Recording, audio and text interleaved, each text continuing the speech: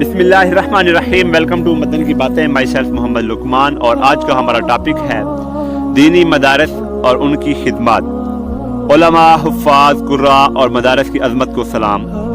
सारी दुनिया में लाखों हफ़ाज़ रमज़ान की हर रात 20-20 रकातों में मुकम्मल कुरान पाक हकीम सुनाते हैं।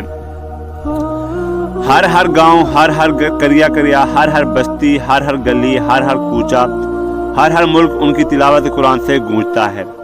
ये लोग कहाँ से पढ़कर ये अजीम शरीफ फरीज़ा सर अंजाम देने के काबिल होते हैं? स्कूलों से, कॉलेजों से, यूनिवर्सिटियों से? हरगिज़ नहीं। फिर ये लाखों हफ़ाज़ किसने मुहैया किए? इतनी बड़ी तादाद कहाँ से उमड़ पड़ी?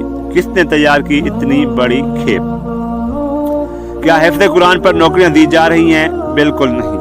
तो फिर क्यों ये 4-4, 5-5 साल लगाकर ये लोग हाफ़िज़ कुरान बनते हैं? आज किसी भी मस्जिद के लिए हाफ़िज़ कुरान की दस्तयाबी कोई मुश्किल मामला नहीं। आखिर उम्मत की यह ज़रूरत किसने पूरी की? सारी दुनिया को इतनी वाफिर मिकदार में हुफ़ाज़ किसने मुहैया किए? 30-30 पारे, वो भी अरबी ज़ुबान में, उन्हें किसने याद करवाए? जवाब सिर्फ एक ही है, यानी दीनी मदारस, दीनी मदारस, दीनी मदारस। वही दीनी मदारस जिन पर सुबह शाम ताने कसे जाते हैं, उनके खिलाफ नफरतों के अलाव भड़काए जाते हैं, उनके खात्मे के मंसूबे बनाए जाते हैं, उन पर तरह तरह के कीचड़ उछाले जाते हैं, उन्हें मजहबी तिजारत गाहें करार दिया जाता है। मगर वो फिर भी अपनी धुन में मस्त दीन खुदा के फ़रोग के लिए शब रोज़ कोशा हैं। ना आमदनी की फ़िक्र, ना बच्चों के मुस्तकबिल की परेशानी, ना रोटी की हिर्स व हवस।